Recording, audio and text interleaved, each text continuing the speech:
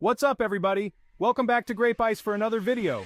Today we're diving deep into the food industry to uncover some secrets they don't want you to know. We're talking straight up mind-blowing stuff that'll make you rethink every bite you take. But before we jump in, make sure you're subscribed to Grape Ice and ring that notification bell so you don't miss out on any future food exposés. We're about to drop some serious knowledge bombs, so buckle up. Are you ready? Let's get right into it. Alright guys, first up, we're hitting you with some serious truth bombs about food labels. You know, those things we all glance at for like 2 seconds before tossing something in our shopping carts? Turns out they're practically speaking another language. Ever notice how many products boast about being low-fat or sugar-free? Well, guess what? That doesn't automatically mean they're good for you. Sometimes, to make up for the lack of fat or sugar, companies load these products up with a bunch of other unhealthy stuff like artificial sweeteners or tons of sodium. Sneaky, right? And don't even get me started on serving sizes. They're seriously tiny. Who eats just one serving of chips? Nobody. But by making the serving size super small, companies can make the calorie and fat content seem way lower than it is for the whole bag. Another trick they use is highlighting certain ingredients to make you think the product is super healthy, like they'll slap a big "made with real fruit" label on the front, but when you actually check the ingredients list, there's like a teaspoon of fruit juice concentrate in the entire thing. The rest? Sugar, artificial flavors, and a whole bunch of stuff you can't even pronounce.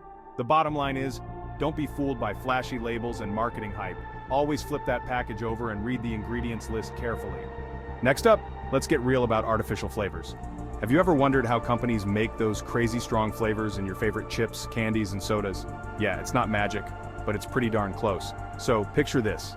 Scientists in lab coats, mixing up chemicals in beakers trying to recreate the taste of your favorite foods. Sounds kind of freaky, right? Well, it's the reality behind many of those intense flavors we love. You see, artificial flavors are basically chemicals designed to trick your taste buds into thinking you're eating something that's not actually there. Like that strawberry candy you love? It might not contain a single actual strawberry. Instead, it's loaded with artificial flavorings that mimic the taste of strawberries. Now, I'm not saying all artificial flavors are bad, but the truth is, we don't really know the long-term effects of consuming a ton of these chemicals. Some studies have linked artificial sweeteners and flavors to health problems, but more research is definitely needed. The crazy thing is, companies use artificial flavors for a bunch of different reasons. Okay, get ready for this one because it's a big one: hidden sugar. That's right, this sweet stuff is lurking in places you wouldn't even imagine, and it's wreaking havoc on our health. You see, sugar is addictive, like seriously addictive, and food companies know this. They've actually done tons of research to figure out the perfect amount of sugar to add to their products to keep you coming back for more. But here's the catch: they don't always call it sugar on the ingredients list. Oh no, they've got a whole bunch of sneaky aliases for it: high fructose corn syrup, dextrose, maltose, sucrose. These are just a few of the many names for sugar you might see on food labels. And here's the crazy part: sugar isn't just in obvious culprits like candy and soda. It's hidden in bread, yogurt, salad dressings, pasta sauces, even things that claim to be healthy. It's insane. The problem is, all this hidden sugar adds up fast.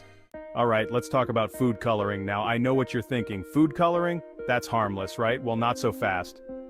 While some food coloring comes from natural sources, a lot of it is actually artificial and made from, you guessed it, chemicals. Think about it: bright blue yogurt, neon green pickle relish, candy so red it stains your tongue. That's not natural.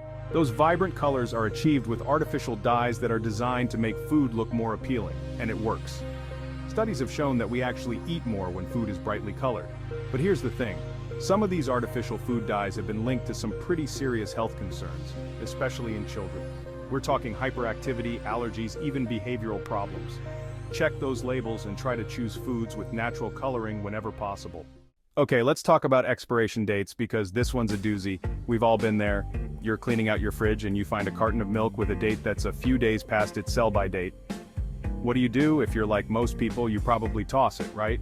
But here's the thing: those expiration dates are often arbitrary and don't necessarily mean the food is unsafe to eat. In fact, a lot of food is still perfectly good to eat well past its expiration date. So why do we even have these dates then?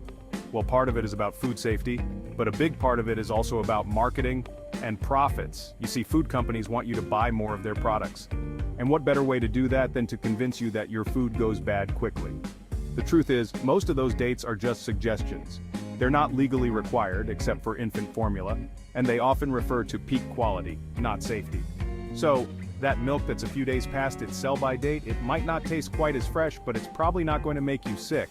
The problem is, all this confusion about expiration dates leads to a ton of food waste. In fact, it's estimated that Americans throw away billions of dollars worth of perfectly good food every year because of confusion over expiration dates. So, what can you do? First, use your senses. Alright, let's talk about processed foods. Now, I'm not here to demonize all processed foods. Life's too short to be that strict. Plus, let's be real, processed foods are convenient. They save us time and energy, which is super valuable in our busy lives. But here's the thing, not all processed foods are created equal. Some are minimally processed and totally fine to eat in moderation. Think frozen fruits and veggies, canned beans, or whole grain bread.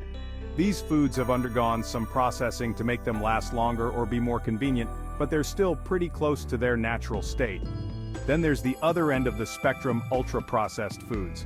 These are the ones that are loaded with added sugars, unhealthy fats, artificial flavors, and preservatives. Think sugary cereals, packaged snacks, fast food, and soda. The problem is, ultra-processed foods are designed to be hyper-palatable. That means they're engineered to taste so good that you can't stop eating them, even when you're full. Alright, let's talk about organic food. Now, I'm all for eating healthy and supporting sustainable farming practices. But the world of organic labeling can be pretty confusing. Like, what does organic even mean? And is it always worth the extra cost? Basically, organic refers to the way agricultural products are grown and processed. Organic farmers use natural fertilizers and pesticides, and they avoid genetically modified organisms, or GMOs. They also follow strict animal welfare standards. Sounds pretty good, right? And in many ways it is. Organic farming can be better for the environment and for animal welfare. And some studies have shown that organic foods may contain higher levels of certain nutrients. But here's the thing, organic doesn't automatically equal healthy. You can still find organic cookies, chips, and candy bars that are loaded with sugar and unhealthy fats. Get this, guys. We waste a ridiculous amount of food globally. It's like 1/3 of all food produced for human consumption just ends up in the trash. That's bananas. It's not just the food itself going to waste either. Think about all the resources used to grow, process, package, and transport that food, water, energy, land, all gone to waste.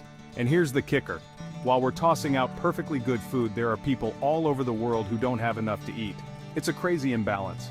So, what can we do about it? A lot, actually. We can all make a difference by being more mindful of our food choices and reducing waste at home. First up, plan your meals and make a shopping list to avoid impulse buys and overbuying. It's all about being strategic. And don't be afraid to get creative with leftovers. Leftover chicken can become a killer salad or a tasty quesadilla filling. Also, learn to love your freezer. It's a lifesaver for preserving food and reducing waste. Alright, let's talk GMOs, genetically modified organisms. It's a topic that sparks a lot of debate and controversy, so let's break it down and separate fact from fiction. Basically, GMOs are plants or animals whose genetic material has been altered in a way that doesn't occur naturally. This is often done to make crops more resistant to pests, herbicides, or harsh growing conditions. Now I get it. The idea of messing with the genetic makeup of our food can seem kind of freaky, and there are definitely valid concerns about the potential environmental and health impacts of GMOs.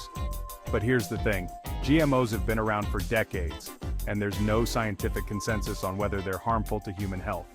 Okay, let's be real, we all have a love-hate relationship with fast food, right? It's cheap, convenient, and undeniably tasty. But it's also no secret that it's not the healthiest choice. But did you know that there are a whole bunch of secrets lurking behind those fast food counters? Things they don't really want you to know about? Like, did you know that some fast food chains use something called grill flavoring to make their burgers taste extra smoky and grilled? The catch? This flavoring is often artificial and made with chemicals that mimic the taste of real smoke. And then there's the issue of portion sizes. Fast food portions have been steadily increasing over the years, which can contribute to overeating and weight gain. It's like they're supersizing everything. And don't even get me started on those dollar menus. Sure, they seem like a good deal, but they're often loaded with sodium, unhealthy fats, and empty calories. But here's the thing, you don't have to swear off fast food completely. Yo, we just dropped a whole truckload of knowledge bombs on you about the food industry. It's crazy, right? But the more you know, the better equipped you are to make informed choices about what you're putting into your body. Remember guys, the food industry isn't always looking out for your best interests. They're in it for the profit. And sometimes that means cutting corners and prioritizing taste over health.